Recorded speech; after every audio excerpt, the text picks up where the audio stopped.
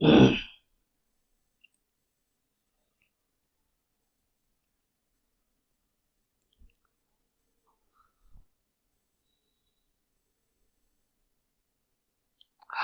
I'm Abhay Gadge, welcoming all of you in our today's session. Our today's session is on a cost sheet, and what we are going to study, we are going to see a problem in which we are going to see the treatment of sales tax, dividend, transfer to sinking fund, etc. Okay, so in simple term, in this session, we are going to see how to make entries in cost sheet related to the non-cost items. Okay, so now we are going to see the problem. This is a problem. From the following particulars, prepare cost statement showing the components of total cost and the profit for the year ended 31st December 2022. So, stock of finished goods, stock of raw material, stock of work in progress, their opening and the closing stocks they were given. Then below that they have given purchase of raw material, carriage inward, wages, work manager salary, factory employee salaries, factory rent, taxes and insurance, power expenses, other production expenses, sales for the year, income tax, dividend, debenture interest, transfer to sinking fund, goodwill written off and payment of sales tax.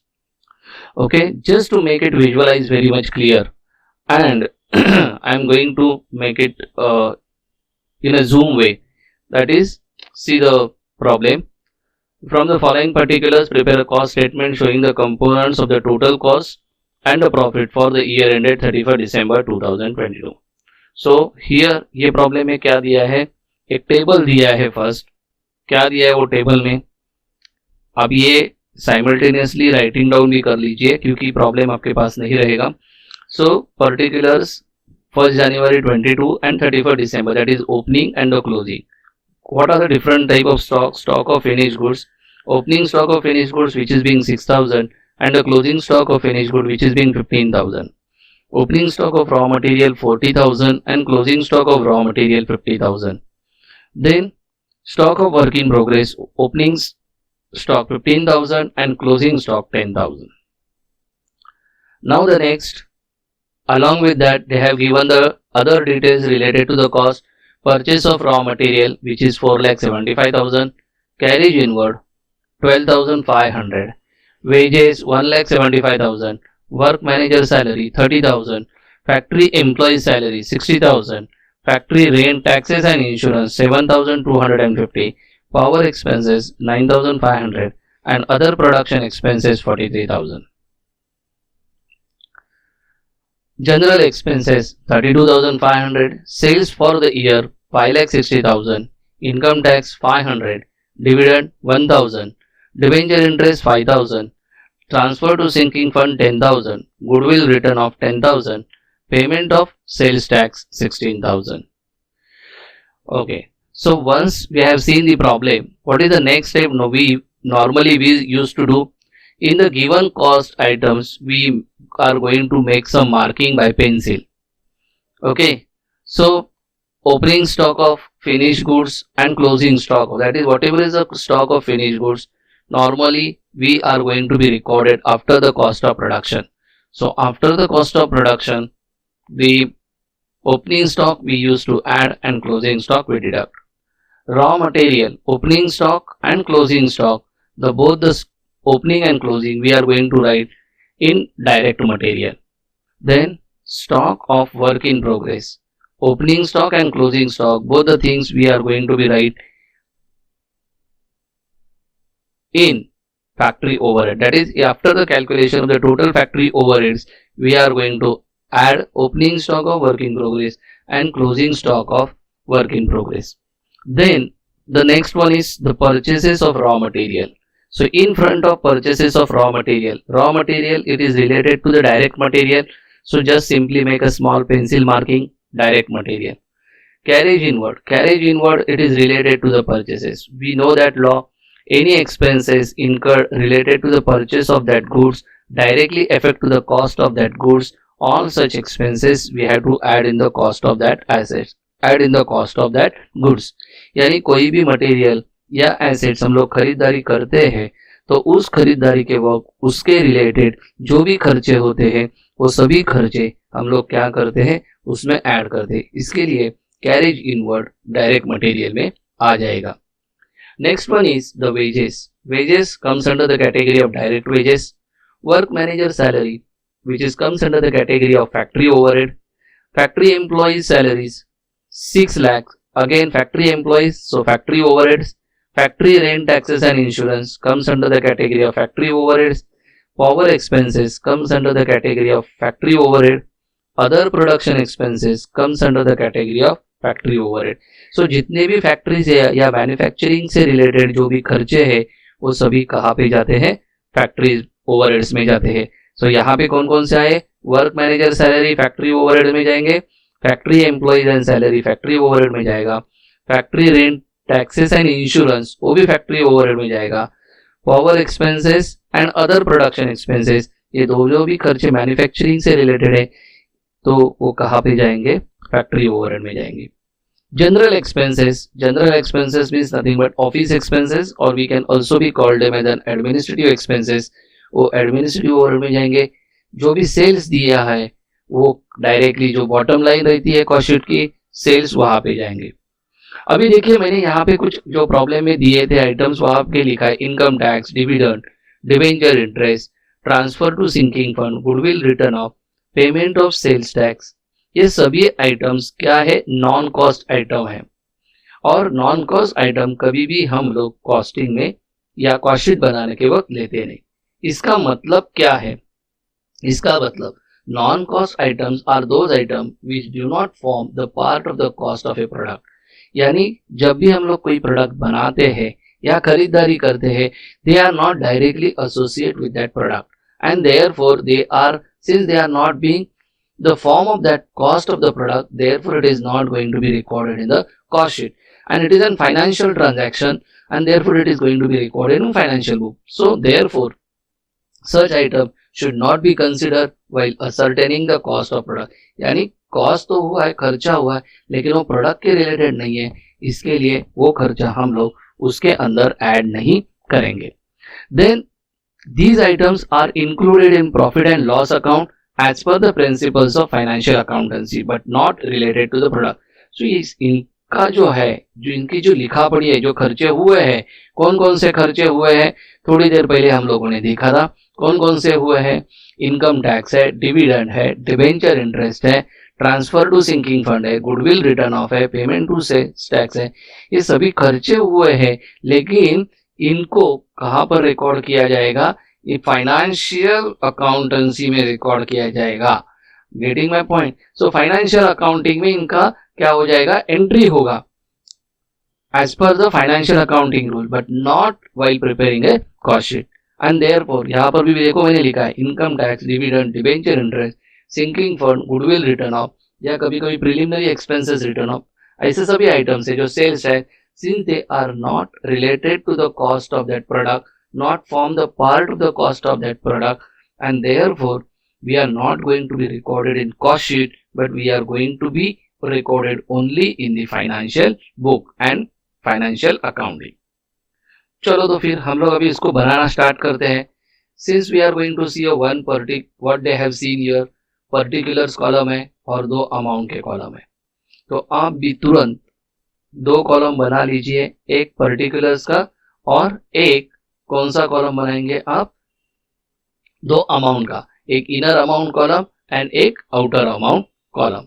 Since it is very difficult to visualize it but since I fitted in a one single page so I am going to be split this one. So पहले क्या करते हैं cost sheet में, जब भी हम लोग ये ड्रॉ करते हैं, देखिए यहाँ पर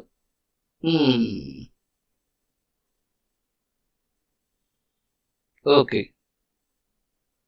देखिए यहाँ पर अगर आप देखोगे तो यहाँ पर एक ही अमाउंट है, ये इनर अमाउंट कॉलम है, लेकिन एक्चुअली आता कितना है, दो अमाउंट कॉलम. सो यहाँ पे particular one amount column, inner column and second one is an outer column, ये होना चाहिए. तो हम पहले क्या आएगा, ऊपर लिखेंगे हेडिंग स्टेटमेंट ऑफ कॉस्ट और you can also right a cost sheet. So direct material से रिलेटेड कौन कौन से आइटम थे, एक तो था opening stock of raw material, वो लिखा हम लोगों ने 40,000। देन उसके बाद लिखा परचेसेस, वो भी लिखा इनर कॉलम में 4,75,000। Carriage inward 12,500। अब ये कहाँ से लिए मैंने, सिंपल है कि जब भी हम लोगों ने ये मार्किंग की थी तभी उसी वक्त हम लोगों ने ये देखा था कि इनके आइटम्स कहाँ पे आते। देखिए यहाँ पर मैंने लिखा था ये जो डायरेक्ट मटेरियल के कितने, ये दो आइटम और ये दो क्लोजिंग स्टॉक, तो opening stock and closing stock of raw material and finish goods, ये चारों आइटम ही आएंगे। एंड देयरफॉर जब भी मैं ये बना रहा हूं तभी उस वक्त देखिए कि चार आइटम 1 2 3 एंड 4, ये 4,75,000 क्या है, ये टोटल है, किसका टोटल है 40,000 plus 4,75,000 plus 12,500। So opening stock plus purchases of raw material plus carriage inward. When we are going to take the total of these three, which comes to the 5,27,500. इसमें से मैंने क्लोजिंग स्टॉक को minus किया 50,000 को, सो जो भी answer आया, actually which is not seen here, but जो भी आंसर आया that is called as a raw material consumed. So you are able to see in this.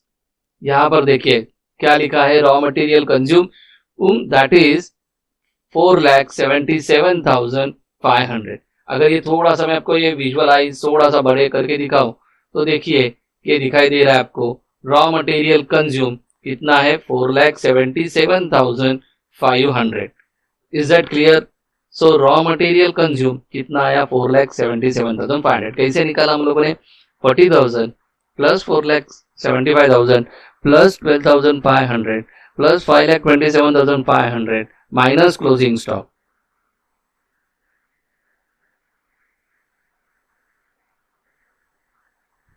Okay अभी उसमें हम लोग क्या करेंगे, डायरेक्ट वेजेस ऐड करेंगे। सो रॉ मटेरियल कंज्यूम आने के बाद उसमें हम लोग डायरेक्ट वेजेस ऐड करते, वो एक ही आइटम था 1,75,000 और डायरेक्ट एक्सपेंसेस कुछ भी नहीं था।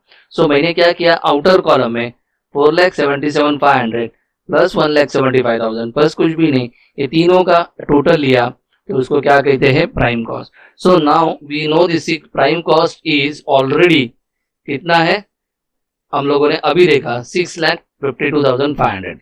ये कैसे आया 6,52,500, जस्ट 4,77,500 प्लस 1,75,000, इनका हम लोगों ने टोटल लिया विच कम्स टू द 6,52,500। फिर उसमें फैक्ट्री ओवरहेड्स है, जितने भी आइटम्स है फैक्ट्री ओवरहेड्स के सभी आइटम्स हम लोगों ने क्या किए, ऐड किए। अभी फैक्ट्री ओवरहेड्स यानी फैक्ट्री और मैन्युफैक्चरिंग यूनिट्स के रिलेटेड है, तो कौन कौन से थे, work manager salary, factory employ salary, factory rent rates and insurance, power and other production expenses, जो हम लोगों ने मार्किंग किए थे। देखिए 1 2 यहाँ पे देखिए मैंने दिखा रहा हूँ 1 2 3 4 5 आइटम्स, करेक्ट, जो अभी मैं येलो मार्क,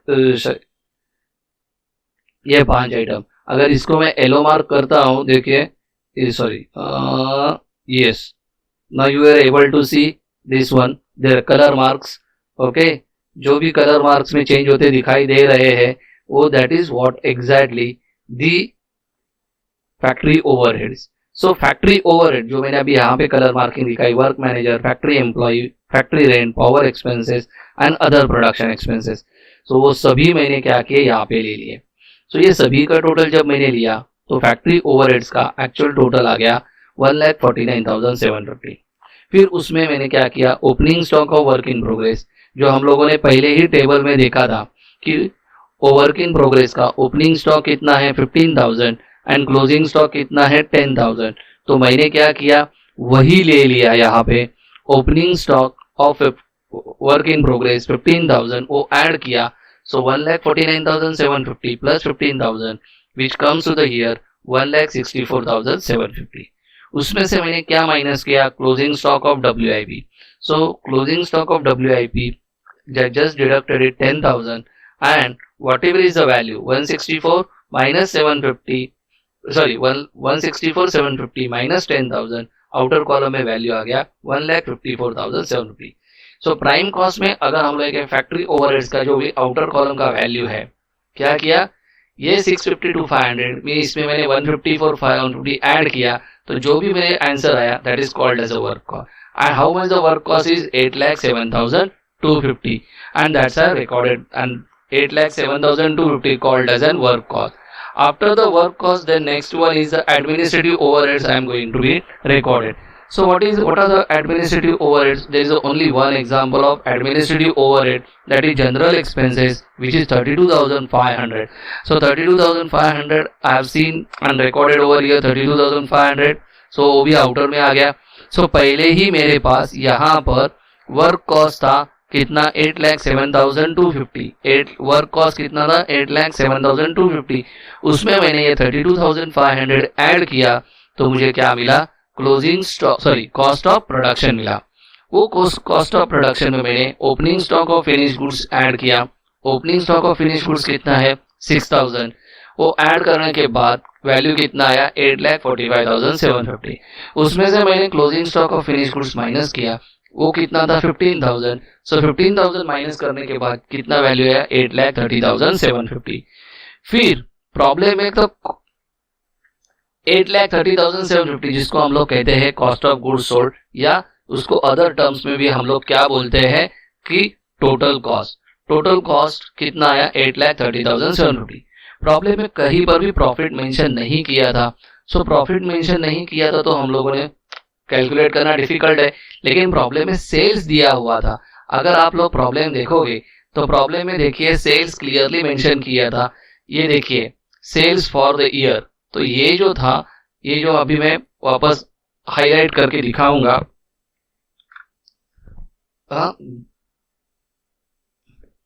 ये देखिए ये जो सेल्स है वो कितना है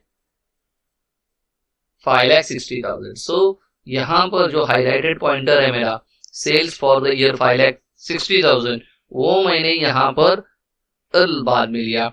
सो सेल्स क्लियरली दिया हुआ था तो वो मैंने यहाँ पर लिखा लिया 8,60,000. सो 8,30,000 टोटल कॉस्ट था जिसे हम लोग कॉस्ट ऑफ गुड्स सोल्ड भी कहते हैं. 8,60,000 सेल्स था. ये दोनों का मैंने डिफरेंस निकाला कैलकुलेटर पे. सो 8,60,000 माइनस 8,30,750, दोनों का जो डिफरेंस आया वो कितना आया 29,250, and that is we used to be called as the profit. मतलब 8,30,000 मैन्युफैक्चरिंग कॉस्ट है, टोटल कॉस्ट है, उसमें मैंने 29,000 रुपए का प्रॉफिट ऐड कर दिया. 29,250 रुपए का प्रॉफिट मैंने ऐड कर दिया तो मुझे टोटल सेल्स कितना मिला 8,60,000. So this is a simple way to deal with this. So ये प्रॉब्लम में हम लोगों ने सीखा क्या कि जो भी नॉन कॉस्ट आइटम्स हैं, कौन कौन से नॉन कॉस्ट आइटम्स हैं यहाँ पर ये प्रॉब्लम में, तो वो पता चले हम लोगों को. वो है income tax, dividend, debenture interest, transfer to sinking fund, goodwill and payment of sales tax. ये आइटम जो भी नॉन कॉस्ट आइटम्स है वो हम लोग कॉस्ट शीट बनाने के वक्त नहीं लेते हैं. So that is a simple, यानी जो आइटम्स कॉस्ट के प्रोडक्ट बनाने के कॉस्ट में इन्वॉल्व है उसे ही हम लोग क्या कहते हैं कॉस्ट आइटम कहते हैं. लेकिन कुछ आइटम्स है जो डायरेक्टली प्रोडक्ट के बनाने में नहीं इस्तेमाल होते हैं, उसका खर्चा उससे एसोसिएट नहीं होता, उसे हम लोग नॉन कॉस्ट आइटम कहते हैं. So this is an actual example related to the how to deal with the non cost item, and this is an complete solution which I have shown over here. Okay, so next 1 or 2 minutes I am going to be hold that solution and then look it into that. Prime cost निकाला, पहले हम लोगों ने 652 factory overhead add किया. Factory overhead add करते करते opening stock of WIP, closing stock of WIP किया तो हम लोगों को क्या मिला वर्क कॉस्ट मिला. सो वर्क कॉस्ट में हम लोगों ने एडमिनिस्ट्रेटिव ओवरहेड ऐड किया, कॉस्ट ऑफ प्रोडक्शन मिला. कॉस्ट ऑफ प्रोडक्शन में फिर opening stock, finish goods and closing stock of finish good दोनों का डीलिंग किया तो कॉस्ट ऑफ सेल्स मिला. एक्चुअली सेलिंग ओवरहेड दिया नहीं था, नहीं तो हम लोग पहले क्या करते थे कॉस्ट ऑफ गुड्स सोल्ड के बाद एक्चुअली हम लोग यहाँ पर सेलिंग ओवरहेड ऐड करके टोटल सेल्स निकालते थे एंड फिर हमें सेल्स मिल जाता था. So I hope you are able to understood this. Okay, so thank you very much.